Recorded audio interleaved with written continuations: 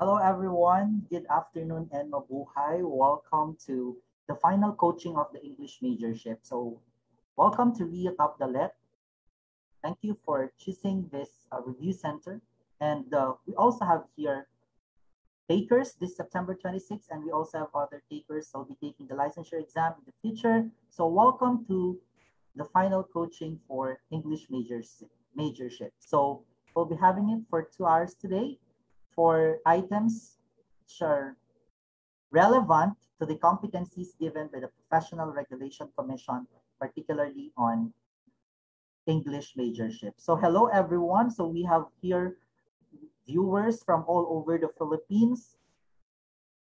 Yeah, so before we start, we have a total of 128 viewers over Facebook Live right now. So kindly type in your name and where are you from?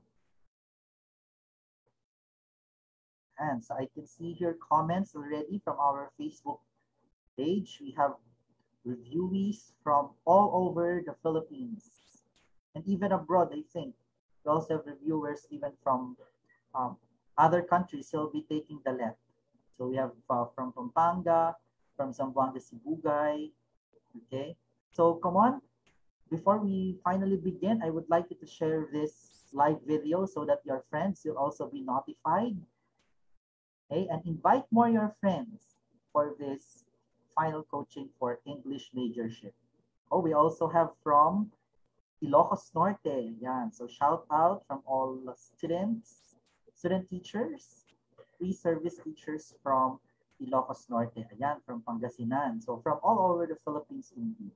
So again, welcome to our English majorship. It's very important that we put God first in all our endeavors.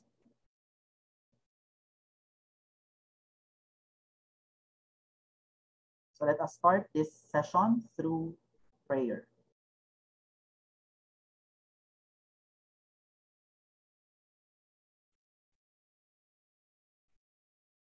Let's all be aware of God's loving presence in the name of the Father, and of the Son, and of the Holy Spirit. Amen. Lord, we thank you for the gift of this session for us to relearn and recall the concepts in our profession in preparation for the exam, for us to become full-fledged educators. May we be revitalized and re-energized as we take part in this review. With all confidence to you, our Creator, let us achieve excellence and remove in us spirit of fear. May our hard work to achieve our dream pay off with faith, working on it. We claim victory through your power. Amen.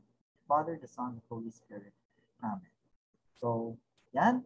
So we just have started. We have just started this review session, a good jump start. So we ask for the presence of the Almighty Father. So again, welcome to this English majorship final coaching. So before we proceed further, again, please share the live video so that your friends will also be notified that there is an ongoing final coaching review for English majorship today, this afternoon. Okay?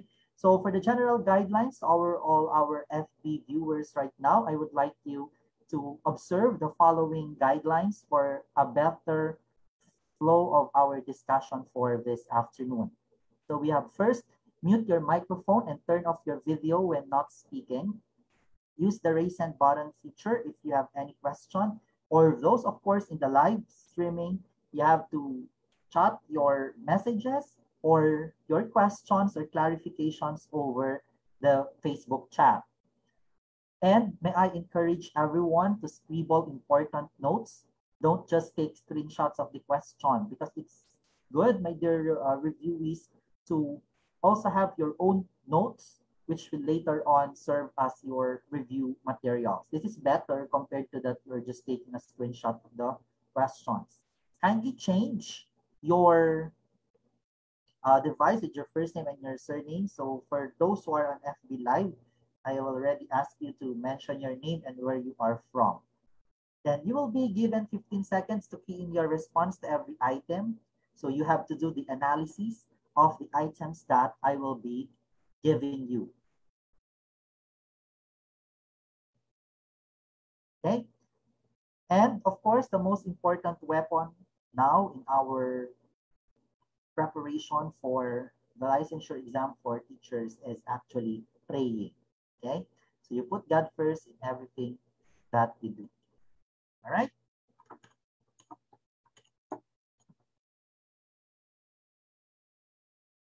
Okay, so let's begin with the first item. Okay, before we do that, I would just like to give a brief background for this since it's final coaching. So let us recall that there are three major components of the English language majorship. Okay, so we have the English core subject, so that includes linguistics, structures of English, speech and stage arts, and creative writing, campus journalism, technical writing, and remedial instruction, including English for specific purposes or English for academic and professional purposes. Then we also have literature core subjects as part also of majorship. So we have the survey of Philippine literature, Afro-Asian literature, world literature, the masterpieces, of course, English and American literature. And we also have literary criticism. And for the English language teaching subjects, that includes now combination of our concepts or content knowledge in English with that of the professional education. So we have the language curriculum for secondary schools, the teaching of the macro skills of teaching reading, writing, listening, and speaking, the language and literature assessment, including language research. Okay, so are you ready? So these items that we will be having this afternoon actually are derived from, of course, these competencies given by the Professional Regulation Commission. Okay, so let's start with our English majorship items. So you will be given 15 seconds to key in your answer over the Facebook chat. All right? All right, so let's begin. The following are key definitions of ESP except. Letter A, allows learners to either become academically competent or be an efficient communicator in his or her work.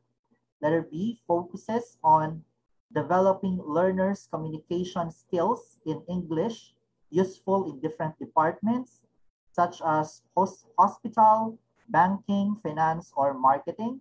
Letter C, emphasizes the importance of using the language in the context of one's field of work rather than strict grammar and structures of the language. Letter D, offers learning opportunities for students to become fluent and accurate in the English language. Okay, you're given 15 seconds to answer this question.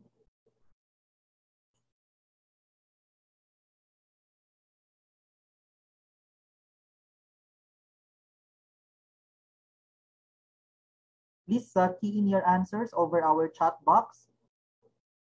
Then I will reveal the correct answer along with the rationalization part. Okay, so we all know, my dear reviewees, future teachers, that ESP is English for specific purposes. So from the term itself, there is specific purpose in the field of English language teaching. So the question, if you are given this type of questions, you have to analyze that there is, in the stem, there is the word except, okay? So if there's the word except, we have to look into which is not a key definition of ESP. So I can see over the chat box, you are chatting letter D as a correct response. So let us reveal the correct answer. So it's actually letter B. So let's rationalize the item. So again, if we speak of ESP, it's English for specific purpose. So if it is specific purpose, English is actually used for academically competent or produce academically competent students to become efficient communicator in the workplace. So that's the specific function. There is the so-called workplace, okay? And then focuses on developing learners' communication skills in the different departments. So these are now the specific purposes, okay, or specific functions wherein English is actually applied. Letter C, emphasizes the importance of using the language in context. Take note that ESP is not the same with our classroom English that we focus on grammar and structure. In ESP, we are focusing how the students will become effective part of the workplace. So the use of the English language in a particular context. So what are these contexts that we are referring to? It could be the academic and the professional contents. So letter D is the right answer because this is not the definition of ESP. All right? So learning opportunities to become fluent in the use of the English language is not the concern of ESP, but rather this is the concern of the English language teaching inside the classroom. Okay? So the rationalization, fluency, and accuracy are not the main focus, but it is more on the students' conversational skills. And specific conversational skills for ESP, it's actually for the workplace. Okay? Number 2, which of the following is or not characteristics of ESP? So we have items here. Letter A, taught to young learners. B, delivered in a work setting. Letter C, used intrinsic motivation to develop language learners users. Or letter D, taught all learners fluency and accuracy in English. Letter A, both A and B. Letter B, both A and D. Letter C, both B and C. And letter D, A. Okay, key in your answer over the chat box.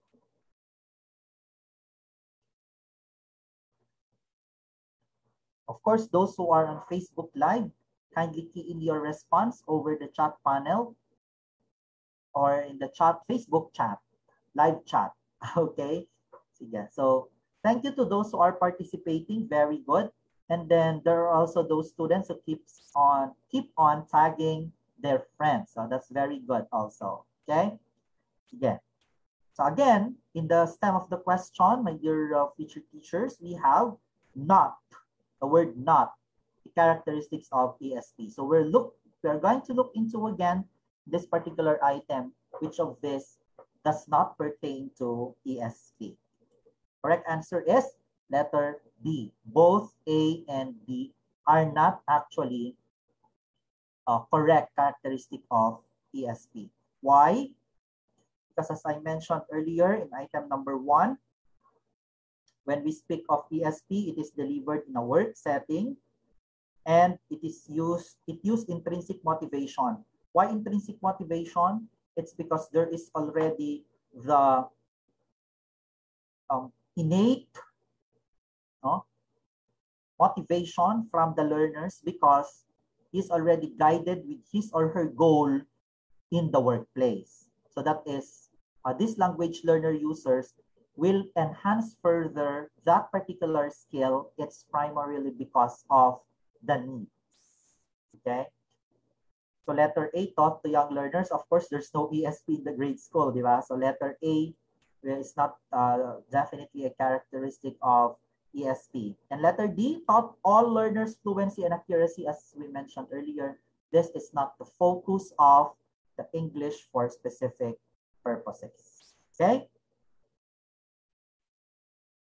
ESP is taught to adult learners. Let's all remember that. Okay, so please write that over your notes. And it is developed through conversational skills. So these are the key terms for ESP. If the question in the LET will ask you of the focus or who are being taught of this ESP, it's adult learners and then conversational skills. More of the conversational part or aspect of learning. Okay, let's proceed to number 3. Still under EAPP or ESP, English for specific purposes. These are any written communication which contain contents that are professional in nature. Letter A, business letter.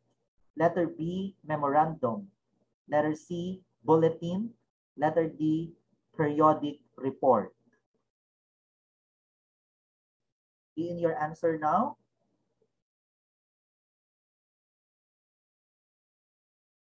Okay, so in this particular question, we are going to analyze again the contents of the question itself. So first, we have to identify key terms in the question. So what are these? Written communication, and then professional in nature. Now, all of these A, B, C, D are all written in nature, correct? So let's look at the other stem of the question. It says professional in nature. So do we think B, C, D are also professional in nature? It's not all the time, right? So not all the time. Therefore, our answer is letter A, business letter. Because business letter is a formal communication between the sender and the receiver, which is done professionally. So if I go back, the others like memorandum, bulletin, and periodic report could also have an informal setup or informal contents. But for business letters, it is strictly it's strictly formal in nature, and it is done between professionals for sending and receiving of communication. Okay? And so I think the students are very active, very good. Okay? So surely you will get a very high score in the majorship part of the LET. Number 4, the ESP guiding principle, tell me what you need what you need in English for, and I will tell you the English you need. Means what? Letter A, English can be taught to anyone, regardless of age and needs. Letter B, English is taught to students who have specific needs as required in their jobs or future career. Letter C, English is taught to students at an early age for them to become fluent in the said language when they grow old. Letter D, English is taught to learners who do not have prior knowledge on basic English because it focuses on developing communication, specific vocabulary in relation to their profession. In your answers now.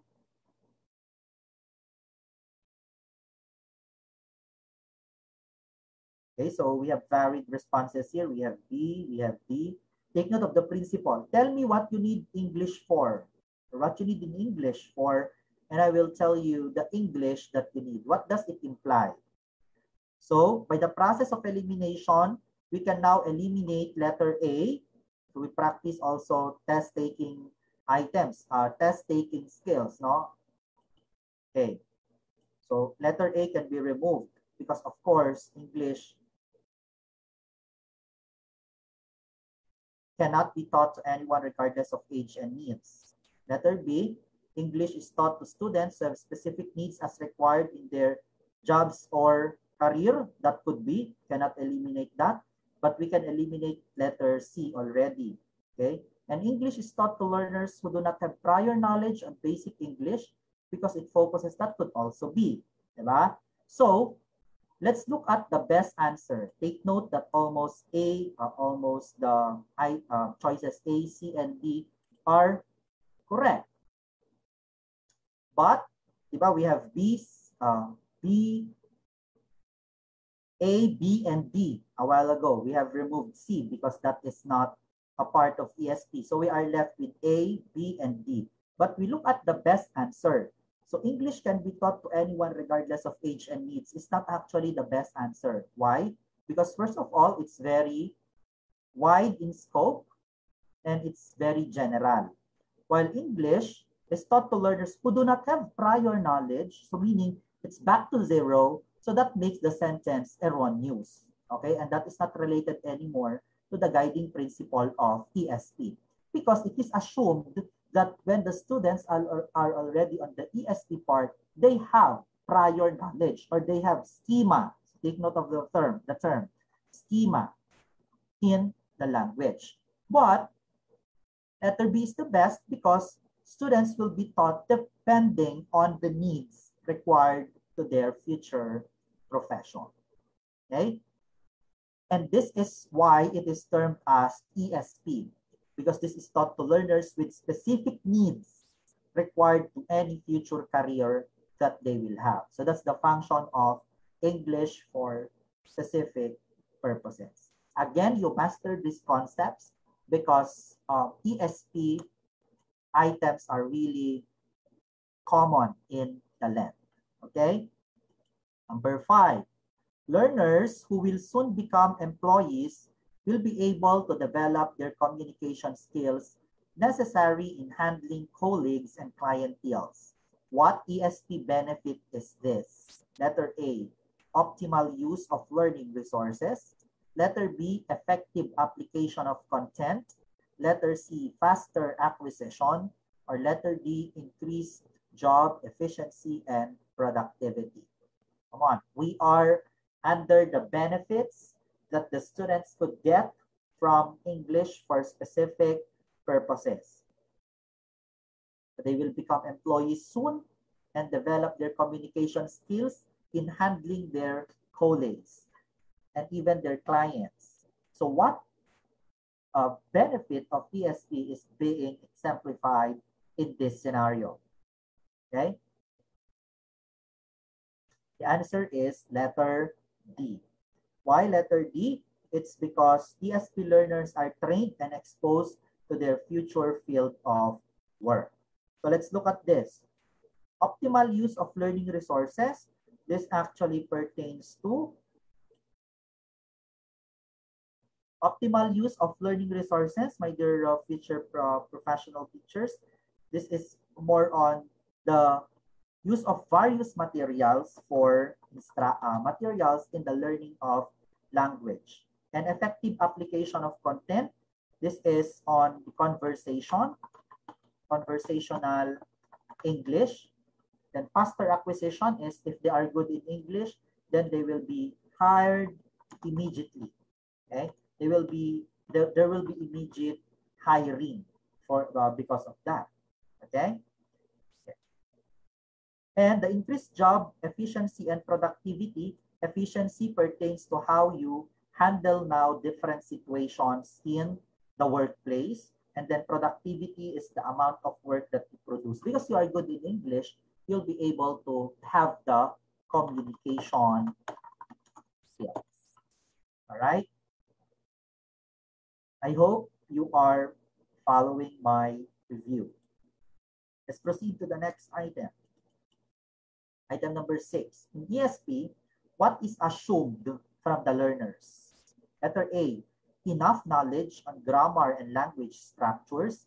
Letter B, prior knowledge on basic English. Letter C, good communication skills. Letter D, proficient linguistic skills.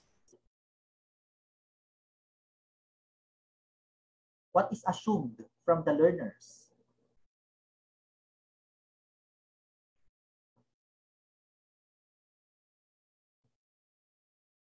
Right, so I can see now here responses. So some answers letter A, letter C, okay.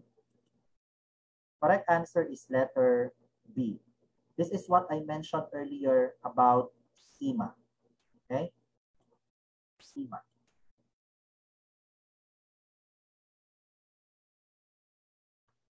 When we say schema, the learners for ESP are not actually zero in English. They already know the basic structures of English, but now they wanted to learn how it is applied in their respective careers. So it's letter B. That's the schema. Now, letter A is wrong because we cannot have letter A. Why? What's the reason that we cannot have letter A? Okay. Because of the term enough. They have knowledge on grammar and language structures, but it's not enough. That's why they are looking for help or assistance in terms of its application to their future career. Now, good communication skills, they have communication skills.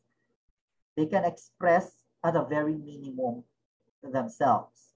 So that is not also an assumption under ESP. And proficient in linguistic skill is, of course, we can eliminate that immediately upon reading the question. It's primarily because of the idea that proficiency is not yet achieved by these types of learners. Okay? Proceed. In ESP, learners are assumed to have at least basic knowledge of English, so they may not struggle learning English for specific purposes. That's why, if you can remember the item earlier, the one which mentions that they do not have any basic knowledge of English, that's not ESP. They have to learn first the basics before they can have this ESP. Because the ESP is the application, okay, of the knowledge in a particular discipline. All right? 7. Still on ESP. In ESP, what is considered to be central component in the teaching learning process? Letter A, individual needs and interests. Letter B, the general needs and interests of the class. Letter C, the interests and needs of those academically inclined learners. Or letter D, the interests of those not academically inclined. Yeah, what's the answer for number 7? Will you type that over the chat box? All right. Come on. You're now on number 7. Please participate. Okay, so I've seen some students chatting already or giving their responses. Okay, number 7. Yan, some says B, some says C, some says B, D, A. Okay, so you have varied responses. So the correct answer is letter A, individual needs and interests. You look at letter B, C, and D. They are almost the same. Why? Because all of this, B, okay, B, C, and D are all general information. Why general? Because first, letter B, general needs, and then letter C, academically inclined learners, and then letter D, not academically inclined learners. Take note that ESP, one of the features of ESP is individualized instruction. Okay, individualized instruction.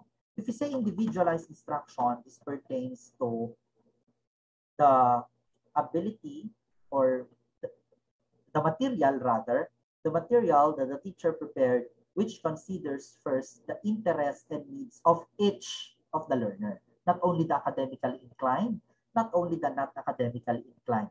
And most of all, it's not for the general class because that will defeat the purpose of specificity in the teaching of English language contents. Okay? So individualized instruction. And usually, individualized instruction starts with needs assessment because you have to identify the current needs of the learners in the use of the language in order for you to create individualized materials based on their current needs and interests. Clear so far? Okay. ESP is individualized, and there is an additional term here, my dear students, contextualized.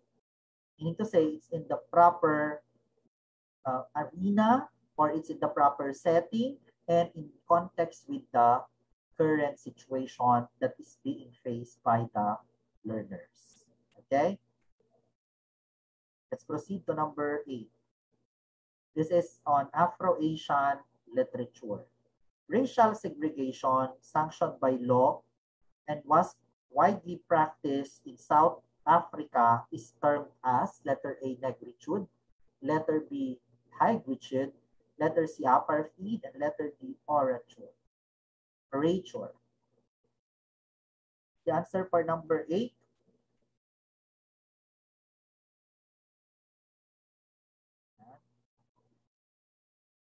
Number 8. The answer is apartheid. Okay, letter C. So very good to those who were able to get it. So negritude is on poetry. This is a movement, okay, which actually focuses on the themes of the pieces that they were writing was on slavery, right? So that's negritude poetry. That's why we have negritude poetry, such as Africa, My Africa by David Young. But apartheid is a system where people of varied races were separated by law, giving white people more political rights. So this is the racial segregation. So letter C, apartheid. Giving white people more political rights and educational and other advantages compared to the black. Okay? Letter C. Always remember that. Number 9. Which of the following, which of the Virginia Woolf's works below centers on the protagonist who has constant thoughts and regrets, mental illness, and post-traumatic stress impacted by World War I? Letter A, To the Lighthouse. Letter B, A Room of One's Own. Letter C, Mrs. Dalloway. And letter D, The Voyage Out.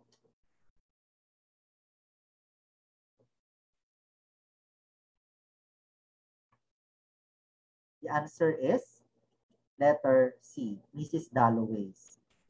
So this is a story which centers on society, class, warfare, and isolation, suffering, and repression as told in the third person. If you can remember, the story actually focuses on how the social classes were prevalent during the World War I, and also the suffering and repression that were experienced by people during the war. So that's item number 9. We proceed now to item number 10. Chinua Achebe was best known for his work Blank, depicting Nigeria and British colonialism, imperialism, and perspective of those colonized. Letter A, Things Fall Apart. Letter B, No Longer at Ease. Letter C, Deb Takaban. Letter D, Ant Hills of the Savannah. If you are faced with this kind of question, my dear students, of course, you have to highlight again the important people and terms. Okay, so we have Chinua Achebe as the author, and then depicts on colonialism and imperialism. So, of course, the very famous Things Fall Apart. If you can still remember Okonkwo, okay? So this novel features the pre-colonial life in the southern part of Nigeria, which was stirred by the arrival of the Europeans during the late 19th century. So you put that already in your long-term memory where the Things Fall Apart, the pre-colonial life of Nigeria, and of course, written by Chinua Achebe. 11. Which of the following sentences is correct? So we are already on the structures of English, particularly on correct usage. Letter A, the president promised not to raise taxes during this difficult time.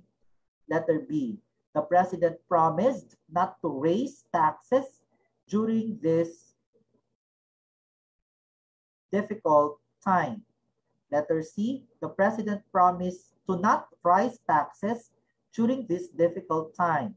And letter D, the president promised to not raise taxes during the difficult time. We are now in number 11. Kindly key in your answers, everyone.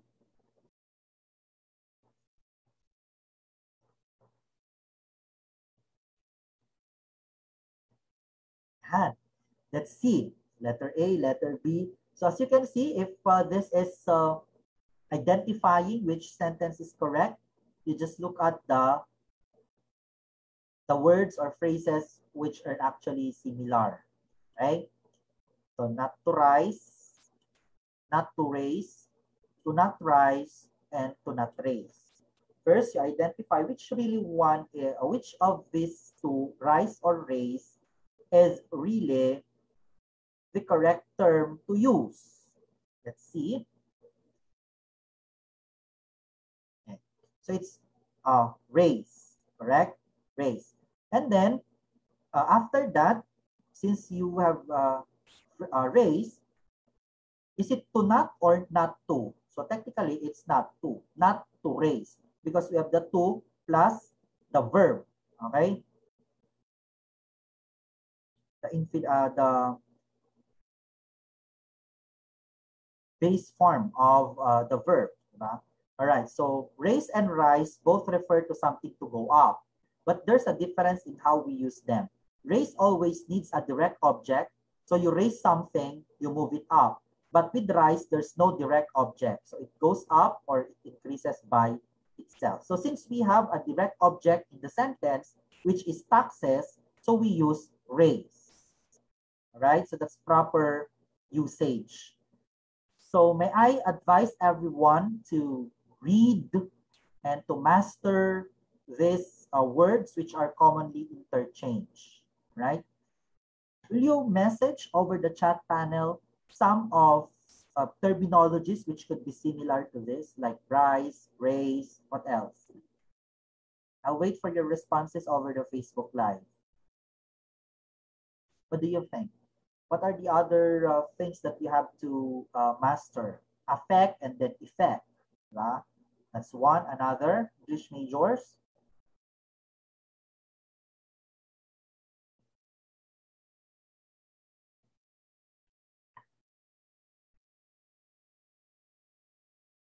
Okay, what about increase?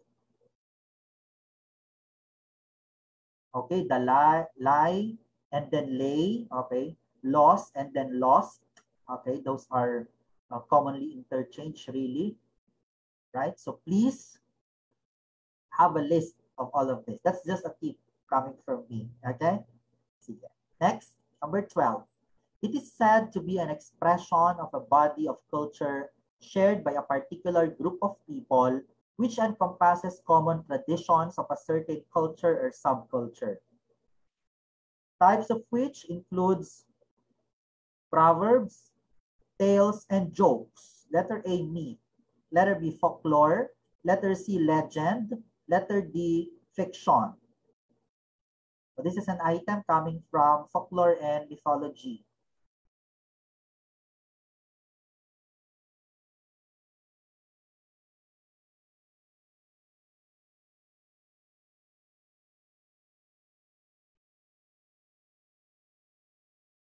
Okay. Some answers fiction. Okay. Some answered myth. Let us see for number 12. What are the keywords here? Let's identify the keywords. Body of culture. Okay.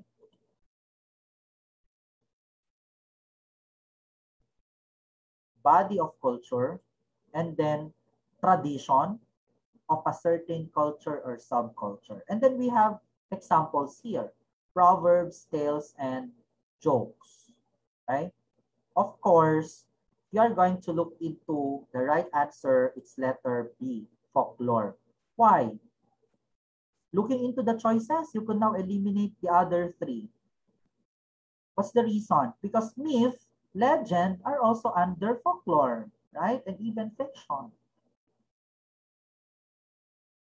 Okay? So that is it. So that's folklore.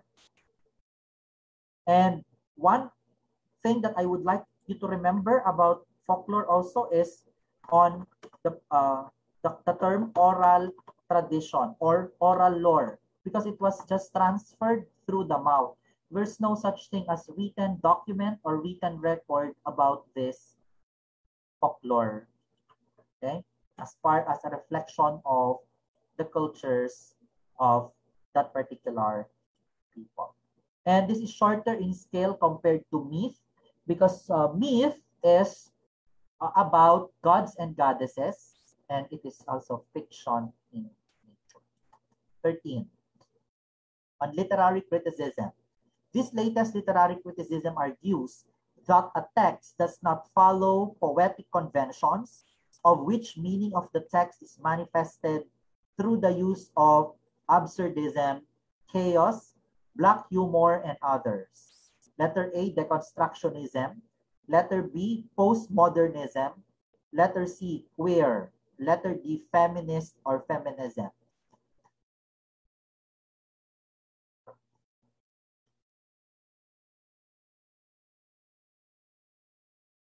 Okay, I can see answers or answers over the chat box. Postmodernism.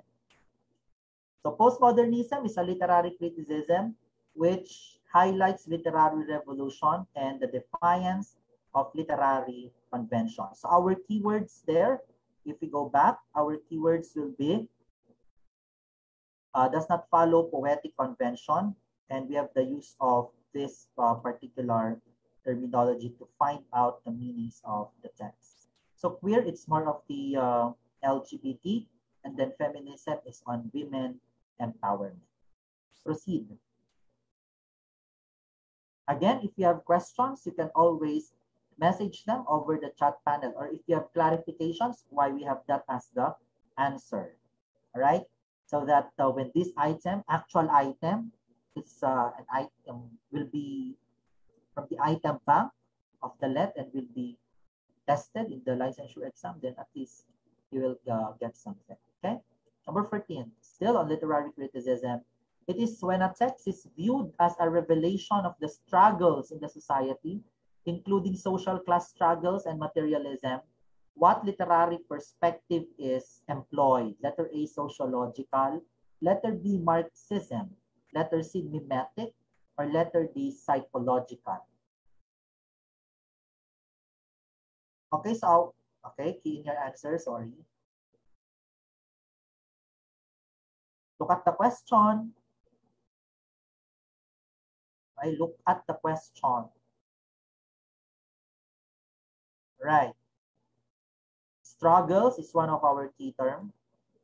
In the society is another. And then social class struggle and materialism. Take note of that. Social class struggles and materialism. Those are our keywords. So let's reveal the correct answer. It's Marxism, letter B. So it does not mean that if you saw the word society and you saw the word social, that's already sociological.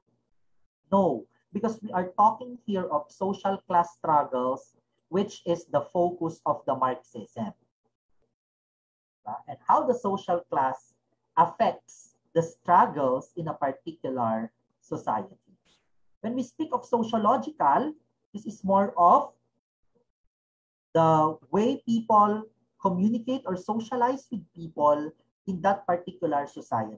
But if we are talking of the economic classes, social classes, that is Marxism. Inequality, okay, in the economic system, all right? And of course, we have to remember this particular item, Karl Marx, okay? As the proponent of Marxism. Let's proceed to number 15.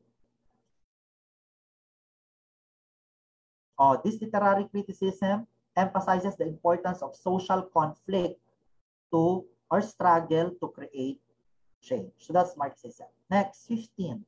This refers to the criticism that asserts that the meaning of the text deals mainly with how the reader responds to what he or she reads. Letter A, reader response. Letter B, formalistic. Letter C, expressive. Letter D, psychological. We are now on number 15. May you please kindly indicate the number so that you'll also have a reference later on. All right, thank you. Thank you, our dear FB viewers. Okay, sige. So, again, let us identify the key terms. So we have meaning of the text and then how the reader responds.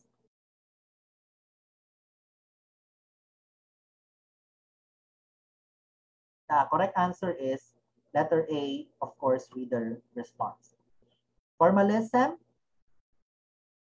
What is formalism? What do we have to remember about formalism? It's more of the contents or the internal aspect of the text, how it affects the meaning of the entirety of it. Then expressive is more on the expression of the particular idea that is being emphasized in the literary piece. And then for psychological, there's something to do with the how the critic thinks. Okay? The meaning of the text is based on reader's interpretation and analysis. So that's the reader's response. Number 16. This criticism is sometimes confused with psychological criticism as it also focuses on the author, not his mind and personality, but his or her experiences as revealed in the text. Letter A, reader response. B, B, expressive, C, formalistic, and D, psychological. We are now on number 16. Kindly key in your response.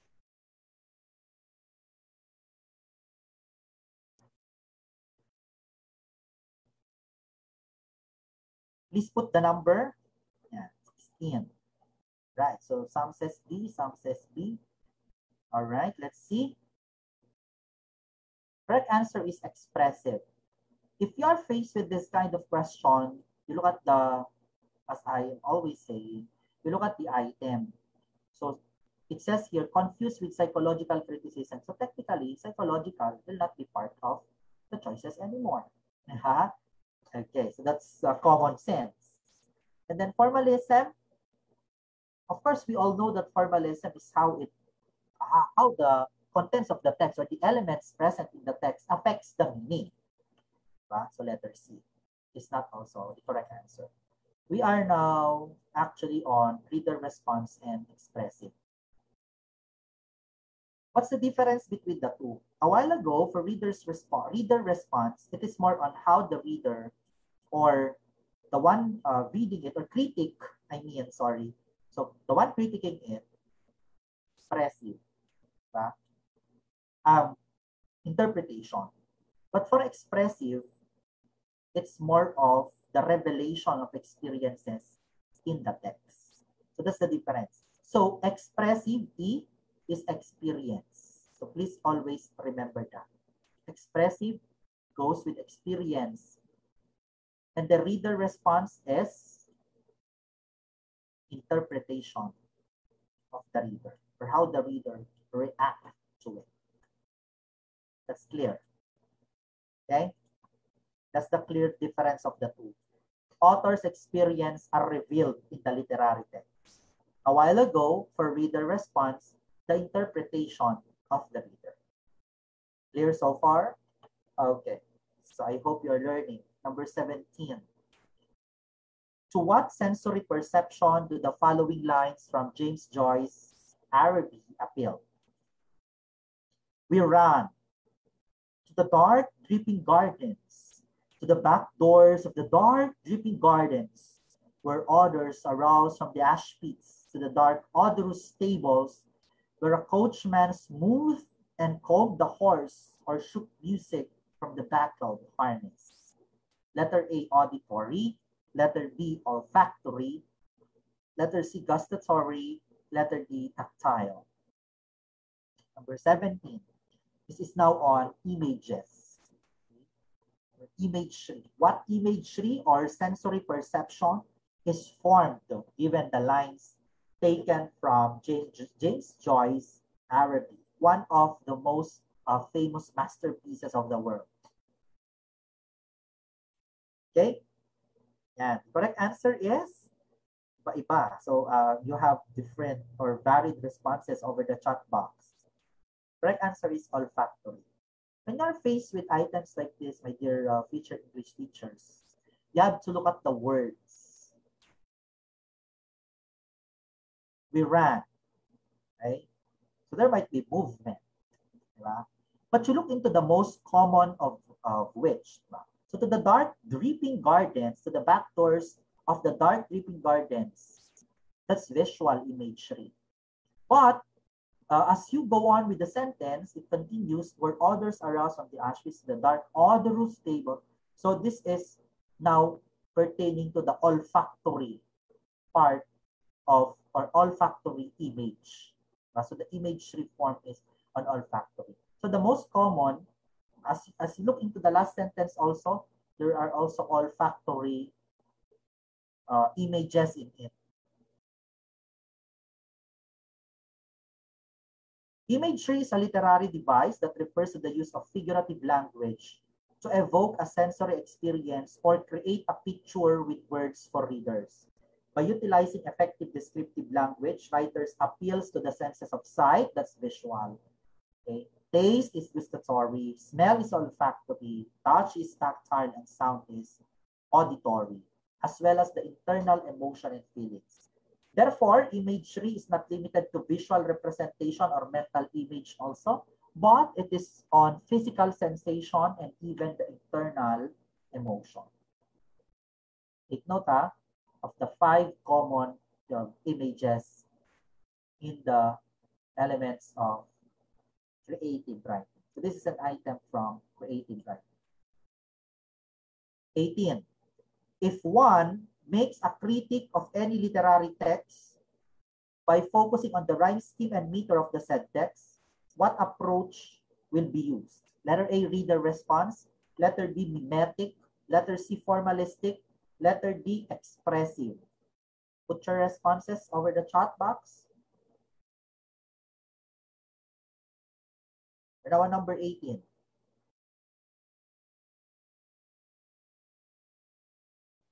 Put the number, please. Yeah. Correct answer is letter C. Let's rationalize. So we all know now that reader response is on the reader's interpretation. Mimetic is you are trying to create or copy something. Okay. Mimic, right? Or you imitate, right? For formalistic, for expressive rather, we have experiences.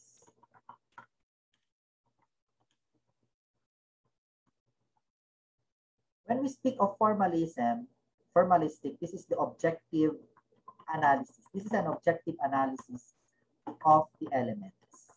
Okay? So rhyme scheme and meter, we have a rule for that. Okay? A rhyme scheme, it could be AB, etc., etc. What about meter? The measurement of or the number of syllables per line of the poem for that matter. We cannot interpret that on our own. We are guided or we are bound by the rules for the elements. So that's formalism, formalistic approach.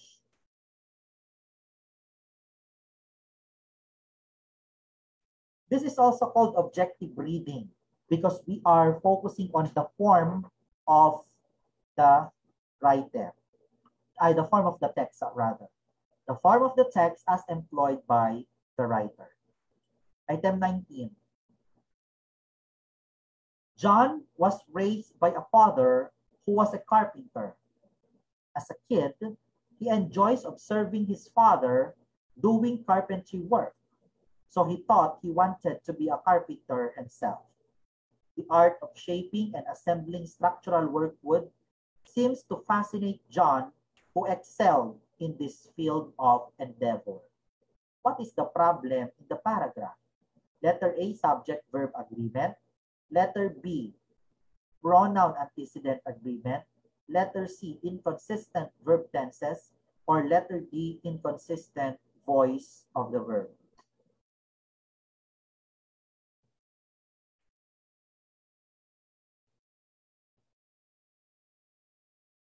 In your response? Yan. So in this particular item, we are going to identify which is the error. But it's not only a sentence, it's a paragraph. Yeah? So what are we going to do? We look at the choices first, okay? So subject-verb agreement, do we have any sentence in the paragraph which is erroneous as far as subject-verb agreement is concerned? None, okay? Because John and then was, and then he enjoys, that's correct. His father, so he and then thought, that's correct. Art of shaping and assembling, structural word work, seems, okay, to fascinate. Oh, we are only referring here to the art of, so that's not still subject-verb agreement. Diba? So it's still correct. Pronoun antecedent, we have John, we have father, so the use of he, and the like are, of course, it agrees. Then, inconsistent voice of the verb, I think everything naman in the sentence are in active voice.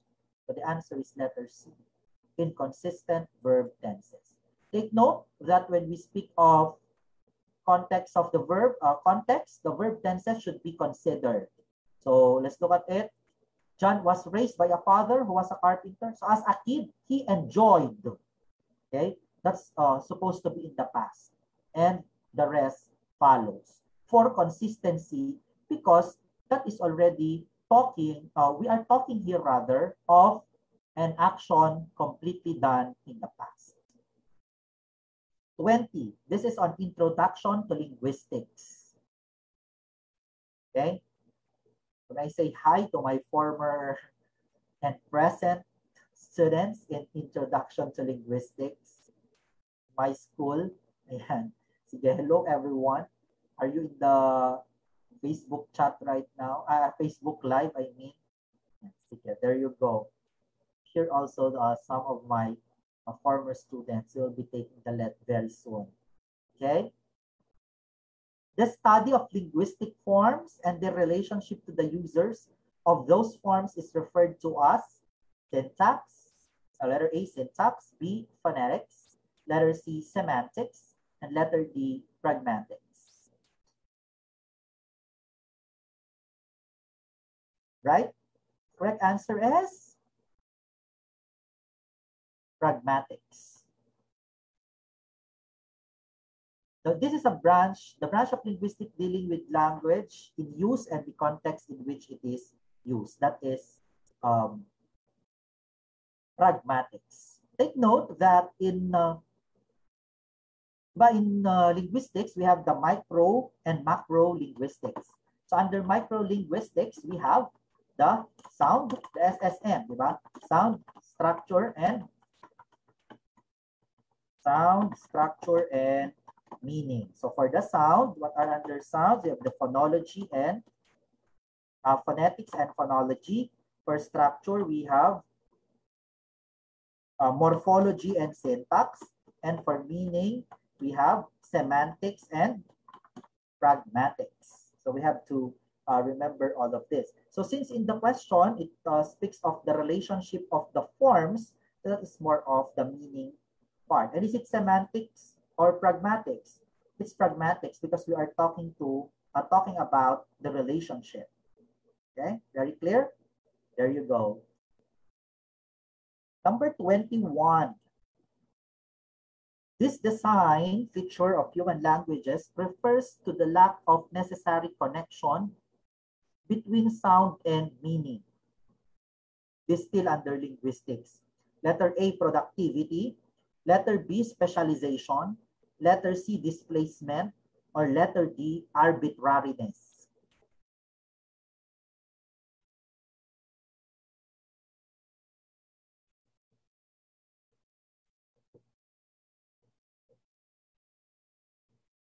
Okay, so some says C, D.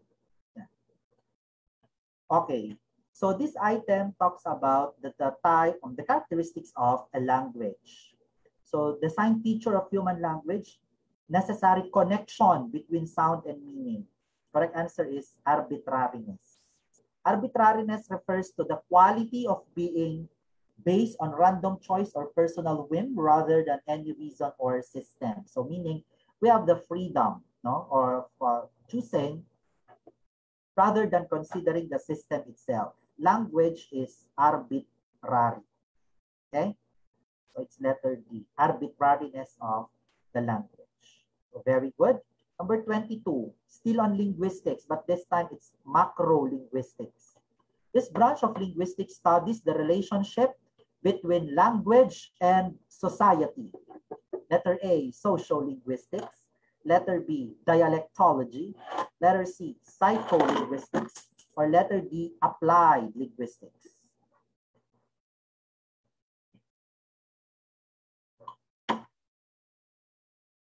This is a bonus question. Okay. So, of course, our key terms, language and society. That is letter A, sociolinguistics. Very good. This is a descriptive study on the effect of any and all aspects of society, including cultural norms, expectations, and context on the way language is used, and the society's effect on language. What about dialectology? This is on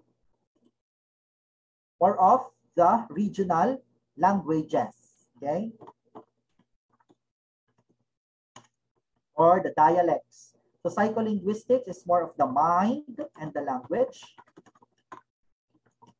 And the applied linguistics is the practical application, okay, of linguistics. For example, in education in linguistics.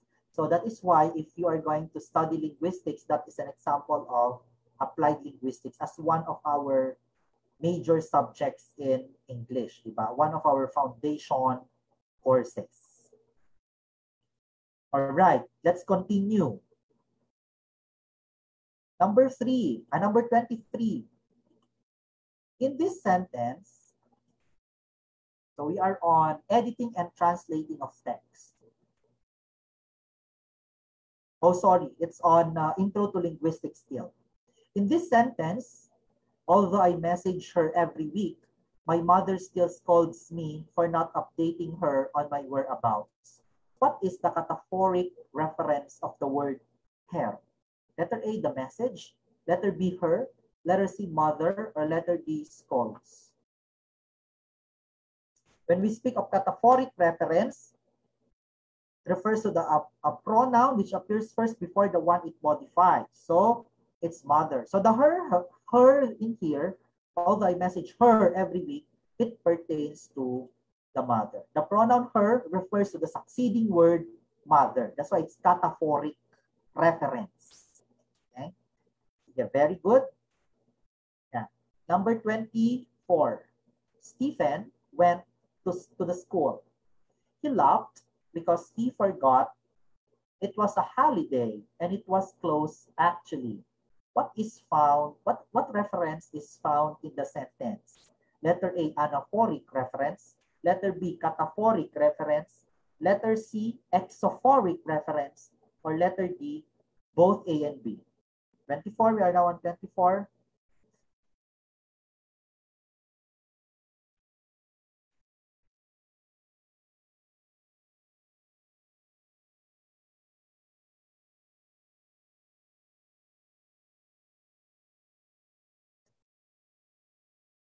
Anaphoric, cataphoric, exophoric, or both A and B? It's anaphoric reference. Anaphoric reference because the word he in the second sentence refers back to Michael. That's the opposite of the cataphoric earlier with the mother. Diba?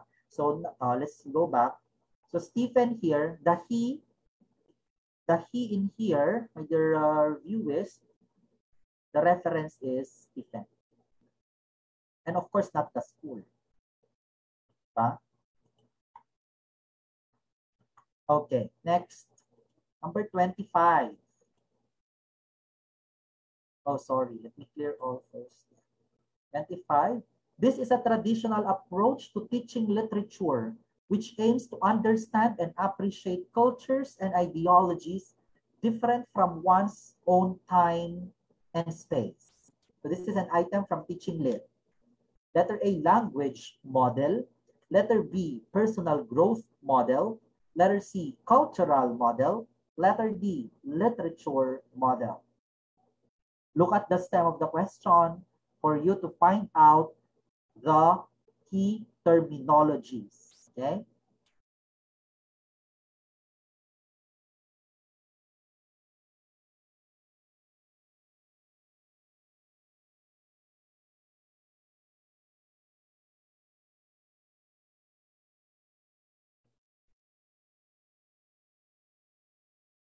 Correct answer is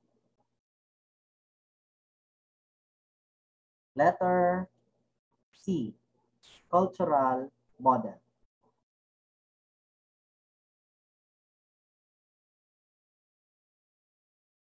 Cultural model or the CM are mental structures and patterns of behavior that distinguish one culture from another. So these are based on joint experience and are shared by the majority of the members of a certain ethnic or cultural group with different values. That is why if the teacher wants to identify or to understand appreciation of culture and ideologies in various time and space, then that is more of the cultural model.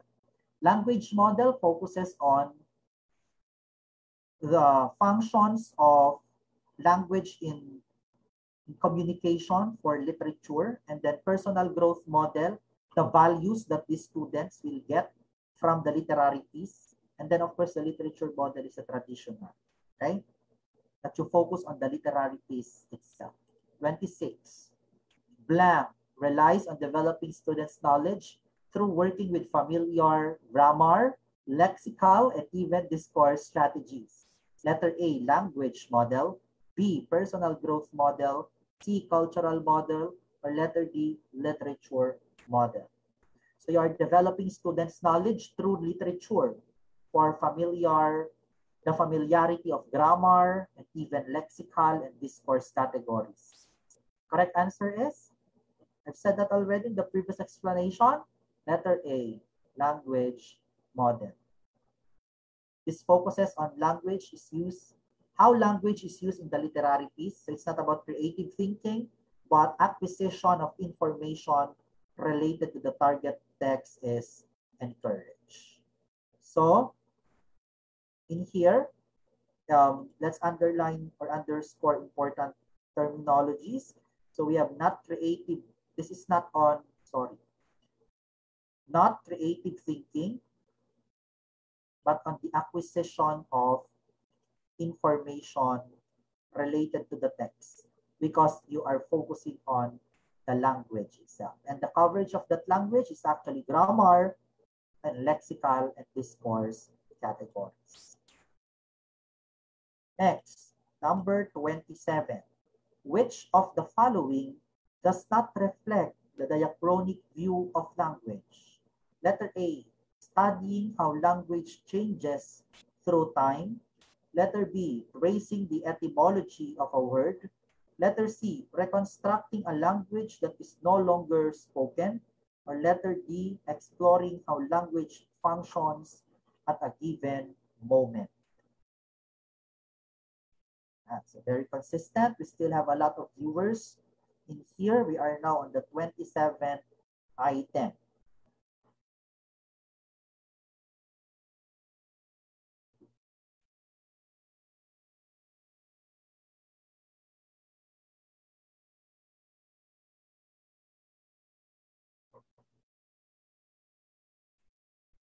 So the answer is letter A, so which does not reflect a diachronic view of language.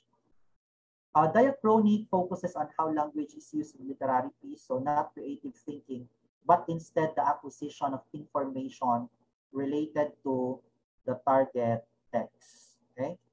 So when we speak of diachronic view of language, we are actually pertaining to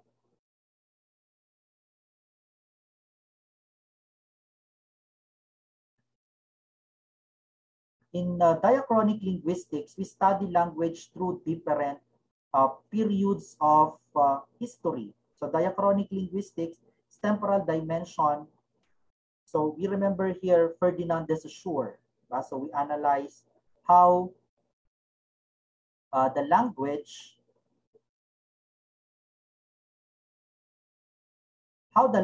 is in the different periods of history. But we are not going to focus how it changes. So we trace the etymology, so that's a diachronic. We restructure a language which is not already spoken, or we explore how language functions at different given moments. Number 28. Okay, number 28, we go back again to teaching lit. What model of literature focuses on how a literary text allows pleasurable experience of reading and production of various texts to happen as a form of incidental and unconscious growth? What is that? Number 28, A, language model. B, personal growth model. Letter C, cultural model. And letter D, literature model.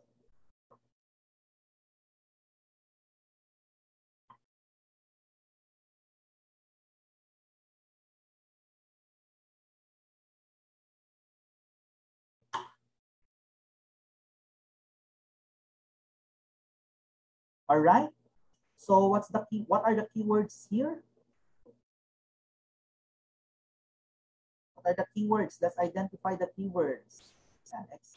Allows pleasurable, this one, allows pleasurable experience of reading for incidental and unconscious growth. So It's letter B, personal growth model. Number 29. All right, so before that, let me read to you the definition. Creation of one's own literary text can lead to self-discovery, self-understanding, and even self-expression. Number 29, which of the following is a more recently recognized component of listening as a skill? So this is teaching listening. Again, hello to my students in former and present students in teaching of listening. Letter A, recognizing reduced form of words. Letter B, recognizing cohesive devices in text. Letter C, identifying keywords in a text. Or letter D, the role of bottom-up and top-down processing. We are asking here for the most recent component of listening as a skill.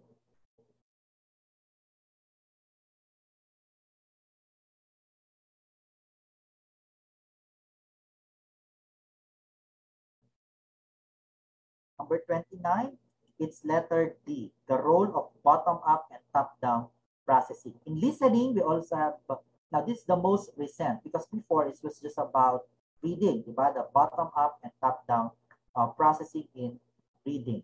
But the bottom-up processing refers to processing sensory information as it is coming in. And that pertains to when we are listening to someone, correct? So top-down processing refers to the perception that is driven by cognition. So your brain applies what it knows and what it expects to perceive and fills in the blank, so to speak. Meaning, from what you've listened to, you can create later on a response so that the communication process goes on. Diba? Did you understand? All right. Number 30. What strategy in teaching literature refers to the process of involving learners to read in detail with specific learning tasks and aims? Letter A, extensive. Letter B, skimming. Letter C, scanning. Letter D, intensive. Okay, this is also under teaching reading. Diba? Involving learners in detail, to read in detail with specific learning tasks.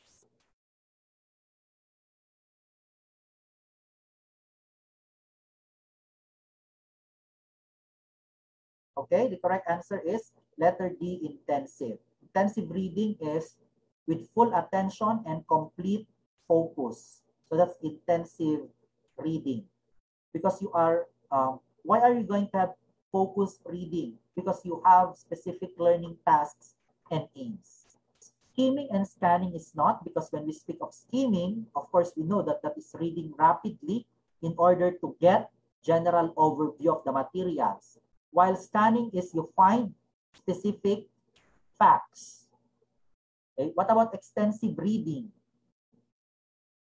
Extensive reading, on the other hand, is free reading, book flood, or reading for pleasure as a way of language learning. So intensive is more of doing reading because you are tasked to have specific learning assignments or learning objectives. Okay, so very good. Next, keep on answering, okay? At least we still have a lot of viewers over Facebook Live. Number 31, what sense image is used in this line from Paz La Torena's The Small Key? There were dark, newly plowed furrows where in due time, timorous seedlings would rise to sturdy stalks and golden grain, to a rippling yellow sea in the wind and sun during harvest time. Letter A, tactile. B, olfactory. Letter C, visual. Letter D, auditory. Key in your response, please put on the number. Don't forget. And later on, we'll have a reflection on the score that you will get from the 50 item exam. Okay? Yan. Sige, let's see. Correct answer is visual. Of course, as you can see, what are our hints that that is a visual imagery? Dark, okay? sturdy stalks and golden green, rippling yellow sea in the wind, and then the sun during harvest time. So all of this contains the visual because it pertains to the characteristics which we could see, correct? Visual imagery is a memory technique that involves constructing mental images when learning information in order to be able to recall them later. 32. Which of the following is not, okay, not a traditional methodology in teaching speaking? Letter A, repeating after the teacher. B, memorizing a dialogue. C, information gaps. Letter D, responding to drills. So we are, this item is from teaching speaking. Okay, key in your answers, please.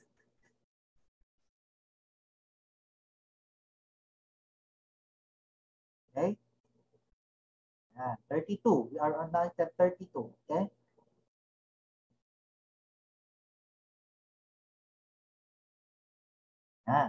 Yes, we have varied answer from most of you answered C and D. Let's see. Take note that the item or the stem of the question says that not a traditional methodology. So we are looking here among the four choices, which of these are actually modern way of teaching speaking. Letter A, repeating after the teacher. That's very traditional. Diba? Even before 1990s, 1980s, was already employed in the teaching of speaking. Teacher will say something, the students will imitate, okay, or repeat after the teacher. So that's traditional.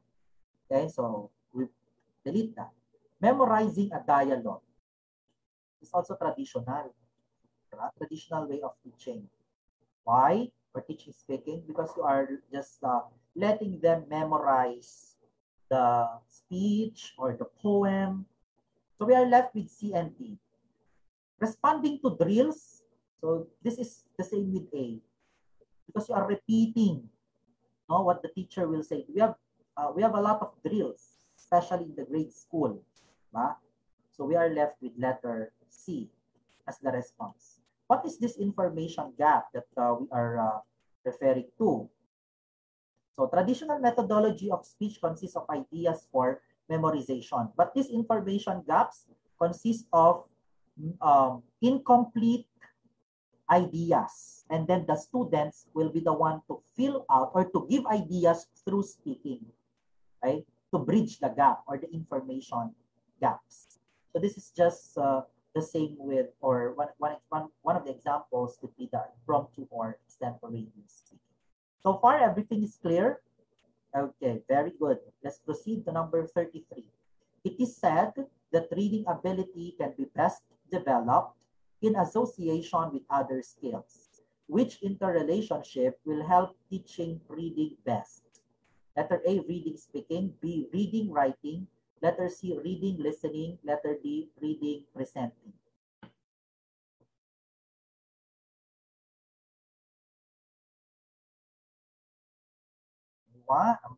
Will you please key in your answer? Yeah. Number 33. So which one is the correct pair? Let's see. D. So some answered B, some answered D. So the question is asking us, my dear students, best develop in association with other skills. So technically, letter D will be wrong. Why? Because presenting is not a skill itself. So we remove letter B. Correct answer is letter B, reading and writing. Diba? As I'm always telling to my students, reading and writing in general only helps absorb information and enhance leisure or school-related tasks. And it has also made life itself so much easier because reading and writing are so beneficial for school and for life. And we all know that reading is actually decoding, and writing is encoding. So these two has very similar or close relationship with each other. You cannot read, or you cannot write rather, if you have not read something. or the other way around. Diba? If you love reading, then you can also have a lot of ideas to write later on. And this reading and writing, of course, reading strategies and then writing strategies are interrelated with each other. That's why if you remember in the senior high, we have subject, reading and writing. Okay? So these two could be developed in association with. And then what about listening? What's the pair of listening, speaking?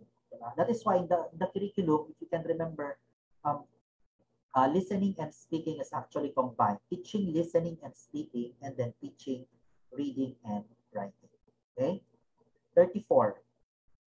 What is the correct arrangement of plot using the Freytag's pyramid or the Freytag's triangle? So we have 1 climax, 2 rising action, 3 exposition, 4 falling action.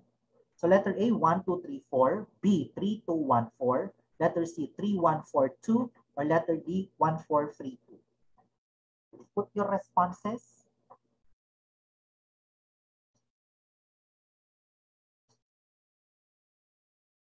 We're now on number 34. 3, 3, 2, 1, 4. Okay, letter B. So let's review the Freytag's triangle. Put that already in your long-term memory. The Freytag's triangle, of course, starts with the exposition, and then the rising action, followed by the climax, and then the falling action. But we have other parts, no, in between this. So we have the exposition, we have the in which the setting and the characters are introduced, diba? And then inciting incident that leads to the rising action, and then complication. Then the climax is the highest, diba? So we have the Freytag's triangle, diba? Since it's a triangle or a pyramid, so climax is the highest.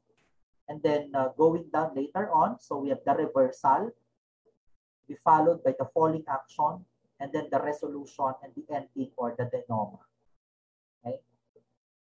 So please remember this. So we have the exposition, rising action, climax, and falling action. These are the common terms. And then in between them, there could be other terms like inciting incident for climb, in between exposition and the rising action, or the preliminary events that will lead to the rising action, and then complication, which will lead to the climax, then climax going down, so we have the reversal, but that's the time that after the climax or the peak, it is slowly go down and up to the falling action, and then the resolution or the denouement, the ending of the story. 35. Arrange the steps in comprehending a prose. 1. Examine characters and point of view. B. 2. Begin with the plot. 3. Analyze themes and final thoughts. 4. Connect plot to literary devices. Letter A, 1, 2, 3, 4. B, 2, 4, 1, 3. C, 1, 3, 2, 4. Letter D, 2, 4, 3, 1. Ito comprehending a prose.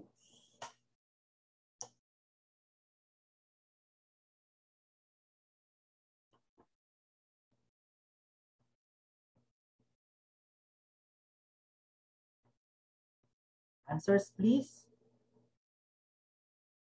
Okay, so it's 2, 4, 1, 3. So it begins with the plot and then connect the plot to literary device, examine characters and point of view, and then analyze themes and final thoughts. So it's letter B. These are the steps in comprehending prose according to Glatch 2011. So again, let's look at the keywords for each step. So first, we have to begin with the plot. And then technically, since this is final clause, this will be the last. Diba? Number 3 will be the last. And then connect plot to literary device comes next after the plot. And then examining the characters and point of view. Of course, I would like you to also remember the protagonists, antagonists, diba? Those are also very essential. And then the point of view, first person point of view, okay, third person, omnipotent, etc. Okay, before we proceed to item number 36, we are left with the last 15 items. So may I check if you are still in the Facebook chat. You're still very active, participating in this final coaching review session, because 1 week from now, you'll take the LET, or some of you taking the licensure examination. Will you type hashtag REO Top The LET over the chat panel? Come on. Hashtag REO Top The LET over the Facebook live chat. So REO Top The LET. Come on. All of you will be top notchers. REO Top The LET. Let's make this trending all over the Philippines right now. Come on.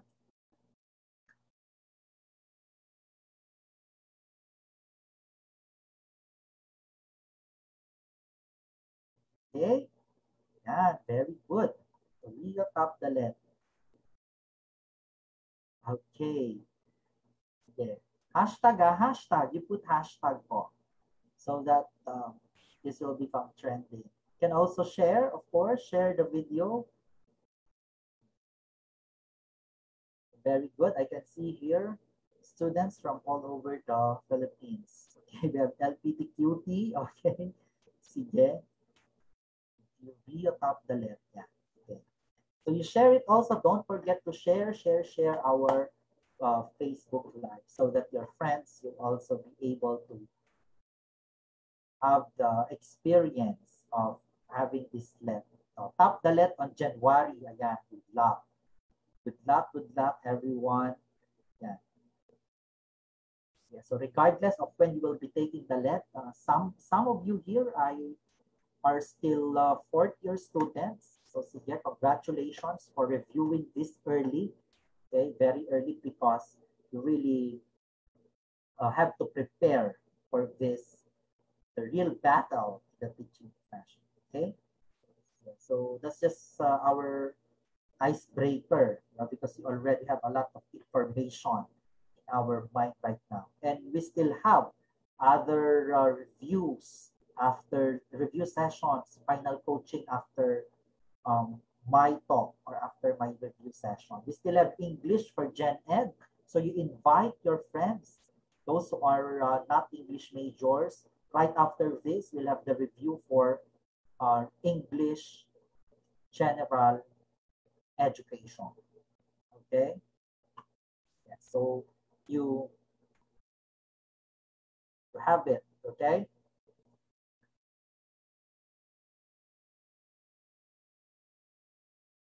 Then after 6 o'clock, again, we'll have Filipino. Ayan. So today really is the language day, di ba? Filipino and English. So you start with your English majorship, and then after this, later, 3:30, you will have English general education, and then at 6 p.m., you will have Filipino general education, of course, by REO Top The LET reviewers, who are highly competent, high caliber professors and educators in the country. Let's continue with item number 36. In what phase of the post-writing will the student writer spots errors on grammar and mechanics and corrects them? Letter A, editing. B, evaluating. C, publishing. D, writing. Okay, this is under the teaching of writing. And also side by side included in the translating and editing of text. You put the number, don't forget. Teacher professional teachers. Okay. So the question goes, okay, spots errors on grammar and mechanics. And the first, it says post-writing. So technically, letter D, writing, will be removed. Why? Because this is not a part of the post-writing. This is perhaps, of course, under actual writing. Not perhaps, that's very sure, okay?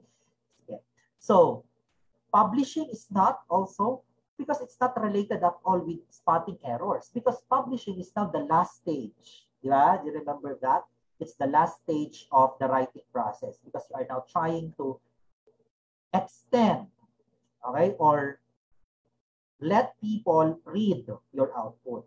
So it already underwent editing and evaluating. Okay? So, which one is the correct answer? Is it editing or evaluating? What's the difference between the two?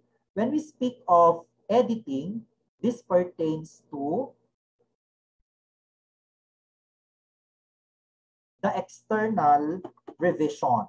Meaning to say, we have for grammar and mechanics. While evaluating is more of the internal aspects.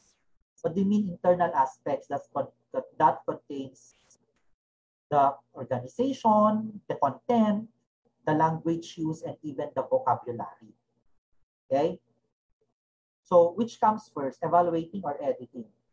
Okay? It was suggested in the process writing approach that evaluating comes first because we need to edit first, you need to evaluate first rather the contents before you proceed to editing. Because if you are done with editing, you already have spotted the grammar, errors, and mechanics, and then later on the content is wrong. So it will be back to zero. But if editing comes or evaluating comes first, then it's sure that before you find out grammatical and mechanical errors, it's sure that content-wise, it's already accepted. All right? So I think all of you got the correct answer. So very good. It's letter A, sorry. Letter A, editing. All right? Okay. So let's have pre-writing, actual writing, and post-writing. This is the process writing approach by Island 2003. So pre-writing consists of different strategies such as brainstorming, clustering,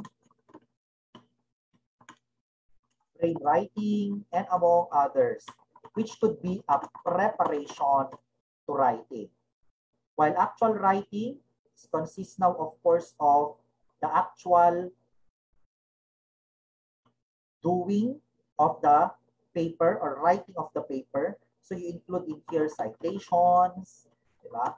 And the actual contents. And then for post-writing, of course, we do the EEP.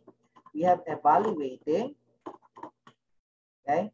And then editing down to publishing. Always remember that. Okay? This is the entirety of the process writing. Why do we do process writing? For a better output.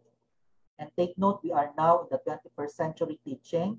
Gone are the days when teachers will just say, okay, write something about your Christmas vacation. How I spent my Christmas vacation. It's no longer like that. Diba? So you undergo pre-writing, actual writing, and post-writing. By pre-writing, you set the mood of the students. Actual writing, you guide them in the construction of the sentences and paragraphs. And then post-writing, you help them improve their own work. Do not just put a big check mark or don't just put your signature above or below the paper. And then put checks and then the date. Diba? That's very traditional teaching of writing. Okay? Let's delete that culture. Okay po? As modern 21st century teachers. That's a challenge for all of us. Let's continue with item number 37. Newspapers, articles, advertisement, radio announcements in the real world when used in the classroom situations are classified as letter A, authentic materials, letter B, mass communication materials, C, audiovisual materials, and letter D, post-writing material. Letter D, recycled materials. 36. This answer is actually letter A, authentic materials. What are authentic materials?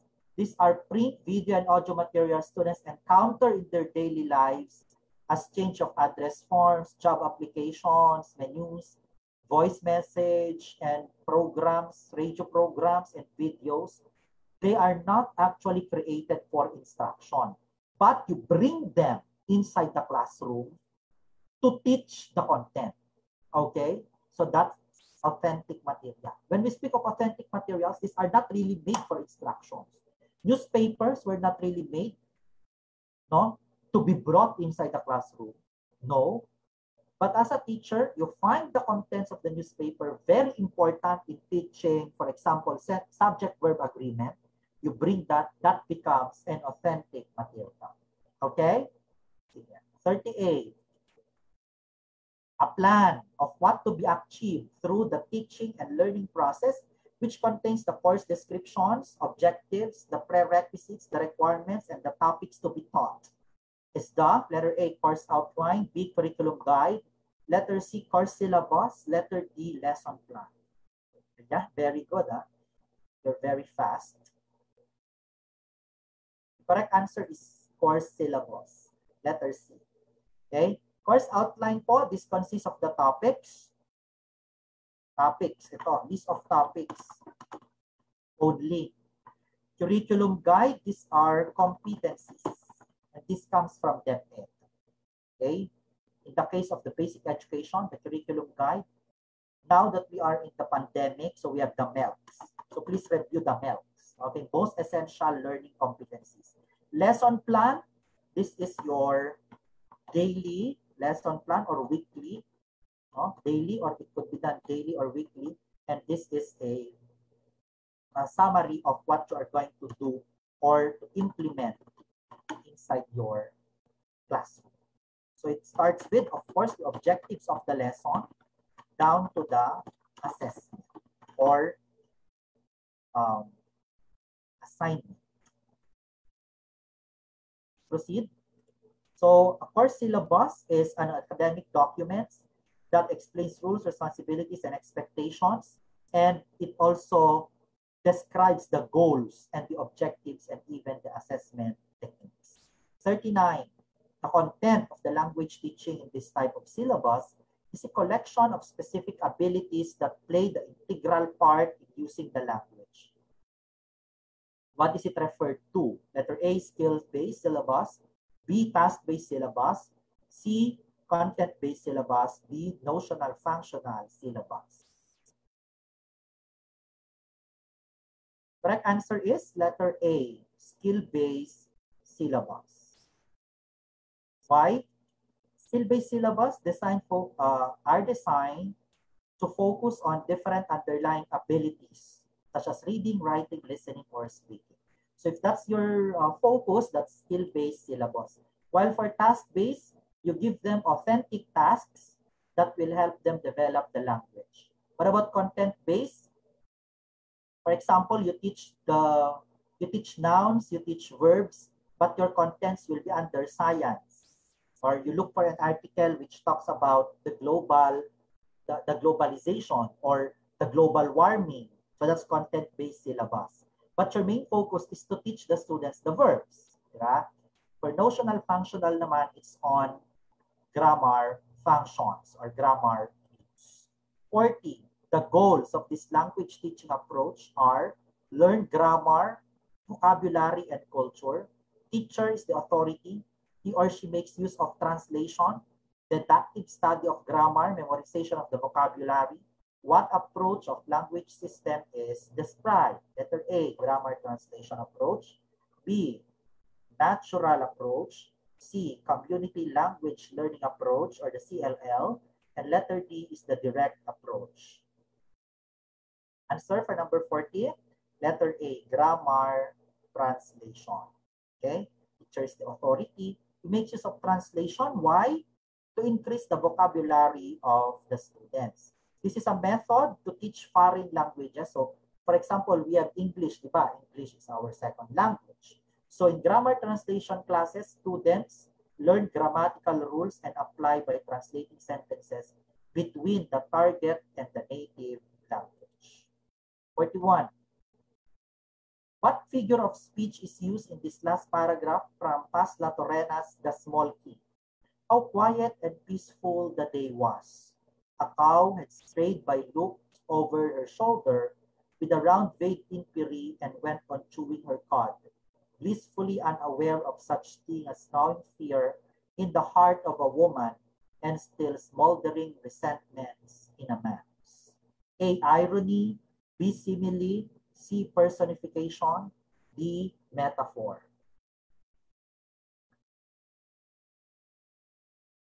The answer is 41 na po. It's the number 41. Letter A, irony. Why? The first sentence is, ironic with the succeeding sentences. It says it was quiet and peaceful day. But if you observe the succeeding sentences, it is not in conjugation with how he described quiet and peaceful day. Irony is the expression in which language normally signifies the opposite, typically for humorous and emphatic effect. Okay? 42. Which is the lowest of level of comprehension? Which is the lowest level of comprehension? Letter A, critical comprehension. B, critical evaluation. C, literal comprehension. D, integration. I think it's a bonus question.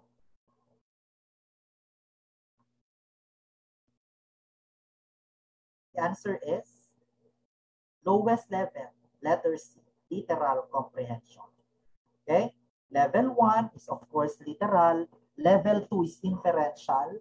Level 3 is evaluative. And level 4 is applied. So level 1, literal comprehension. We just ask who are the characters, where did the story happen. Those are very literal. You can identify the answers, or you can look for the answers inside the text. Inferential, you must have to look for it, the inferences or the implied statements. Level 3 is evaluative. So you evaluate now whether that is good, that is bad, or how is that, why did that happen, etc. And then application is going out already of the context of the story. Application to real life or application to your day-to-day living. Right? 43, sorry. Which instructional procedure is a book discussion in which students explore, make interpretation, and reflect on their feelings? Letter A, directed reading thinking activity. Letter B, double entry journal. C, closed procedure. Letter D, grand conversation. Book discussion in which students explore, make interpretation, and reflect on their feelings. Make a wise guess. 43. 43, please.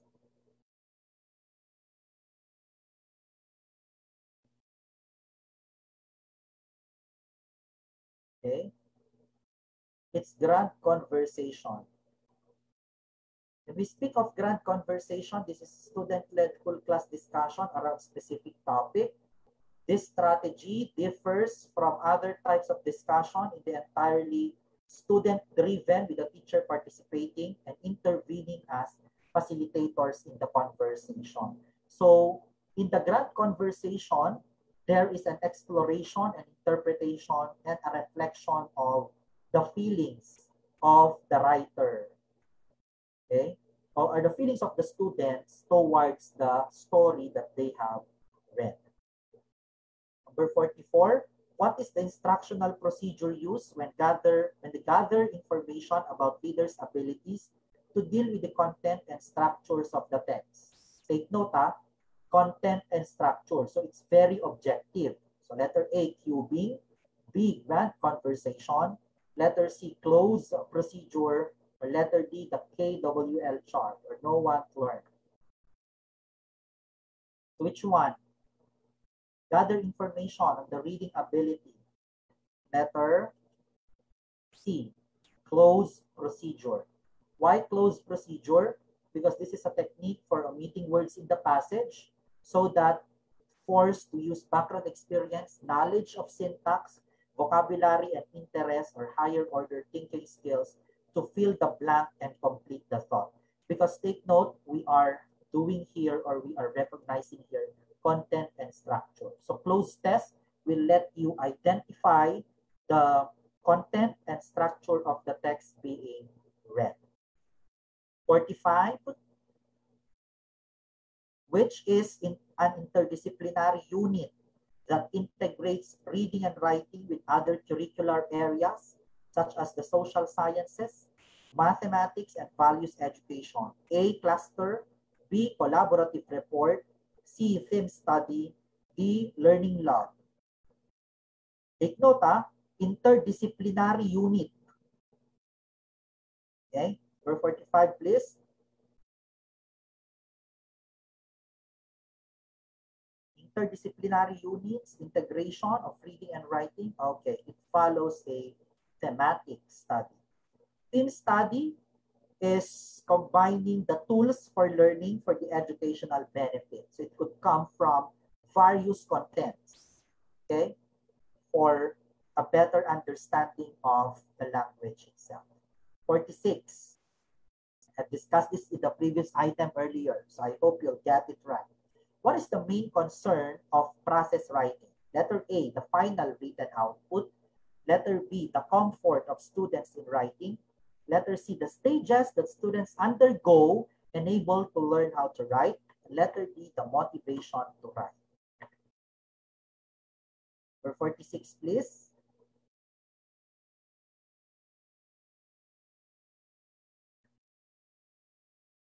Okay, letter C, the stages that students undergo and able to learn how to write. Take note that in the process writing, writing is a process. And take note of this.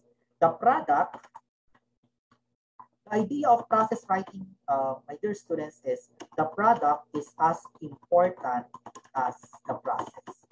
So it's not important that you only have a very good product. Okay? You must undergo the process as well. So that's the process. Process writing. Okay? The product is as important as the process. So it's very useless if you have a very good product if you were not able to undergo the right process. 47, these are written notes of the teachers or peer evaluator on the student's composition. This is still under teaching of writing.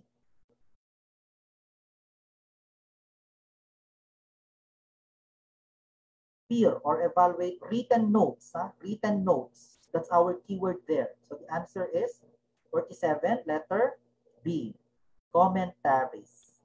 Okay? Modern feedbacking, that's a general term for commentary and minimal marking.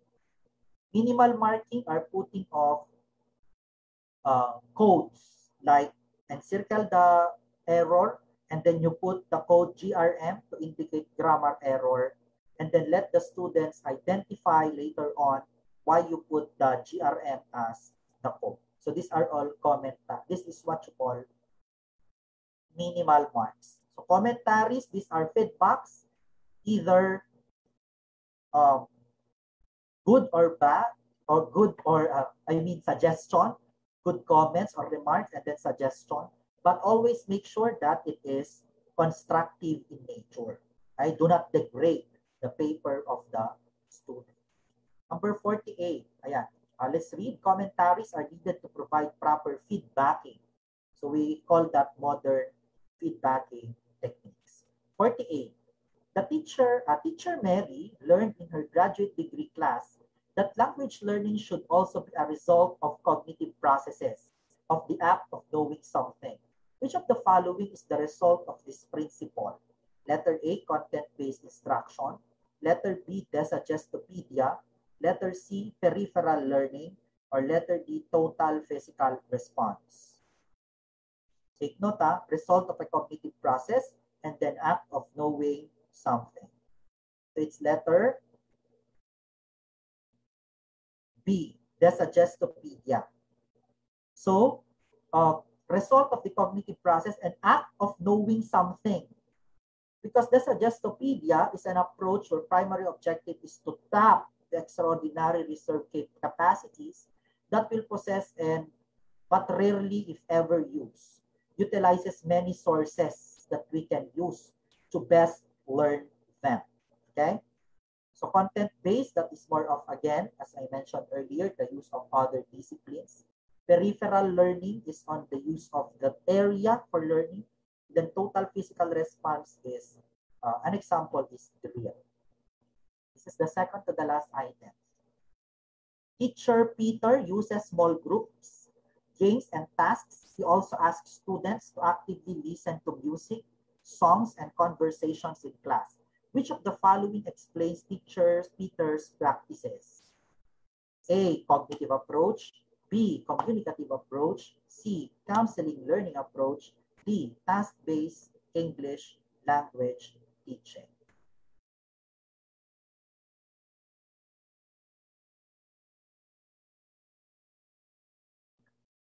Okay?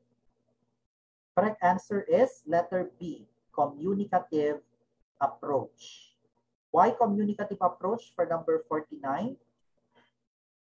Because the communicative approach is based on the idea that learning language successfully comes with communicating real meaning. Classroom activities guided by communicative approach are characterized by trying to produce meaningful and real communication at all levels. So why is it not task-based when in fact these are also tasks? Listening to music, songs, and conversations. Okay? It's not task-based po because if it is task-based, this is more of authentic tasks, real-life application of knowledge. So for example, filling out forms in a bank, like that, those are task-based English language teaching. But if it is listening to music, conversation in class, that's communicative approach. Clear? Okay. And this is now the last item. Which of the following illustrates positive transfer in interlanguage? Letter A, a Filipino student constructs a sentence in English. Beautiful is Mary. B, a Filipino student pronounces bag correctly. Letter C, a Filipino student writes a sentence, the book is new. And letter D, a Filipino student tells, we ate fish last time. Okay? It's almost 3:30. Yeah, so we are done. And then the next will be for Gen Ed English. Okay? Correct answer is number 50 po. And letter C. The book is new. Positive transfer. Why is it a positive transfer? Interlanguage. Take note that in the interlanguage, positive transfer implies that the mother tongue and the second language have similar structure and maybe vocabulary resulting in correct comprehension for both written and spoken. So why not A? Of course, beautiful is Mary is wrong. Letter D is also wrong because of that's negative transfer, because instead of F, since we don't have F in Filipino, the student pronounced it as fish. And then letter A, bag correctly, but of course, it's not a positive transfer because there's no the similarity of the structure of the mother tongue and the second language. So letter C is the right response. The book is new. That's positive transfer because we also have that structure in Filipino, which is the mother tongue of the student being described there, and then second language is English. Okay? Okay, so very good, very good, very good.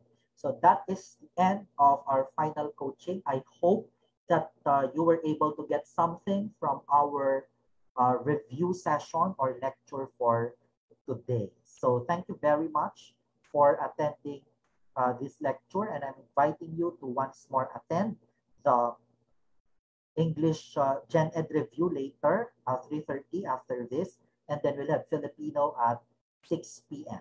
And then on Monday, we'll have also the continuation for professional education. I'll also be the lecturer in teaching profession. Okay, one more pa. Okay, so there's more to come in the next days to come. So I'm inviting everyone, those who will be taking the LET, not this September 26th LET, will be taking the LET in the future. I hope that you're satisfied with our final coaching session today. I am encouraging you to enroll in our review school online because sulit na sulit. Okay? sulit na sulit, umaapaw ang mga ideya dito sa ating review session. Even just we meet virtually, I know that you'll be able to make it to the licensure examination for teachers. Thank you very much. I would like you to comment on the chat panel your final message for this final coaching before we have the closing prayer. Ayan, very satisfied daw. Thank you for those comments. I'm really very, very happy. Thank you, Doc. Okay, thank you very much. You're welcome, my dear reviewees. I hope you will enroll in our REO Top The LET. Diba? Ayan, sige, very good. Satisfied daw ang mga students natin, our future licensed professional teachers in English. Let's now have the closing prayer. The name of the Father, the Son, the Holy Spirit. Amen.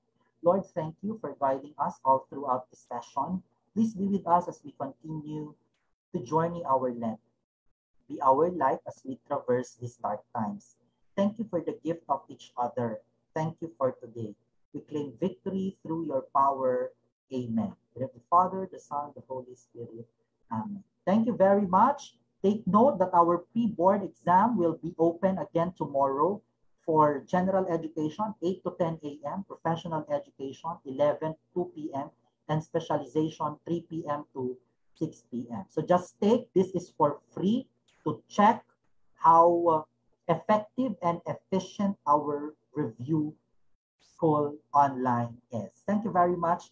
REO Top The LET. Bye everyone and advance congratulations.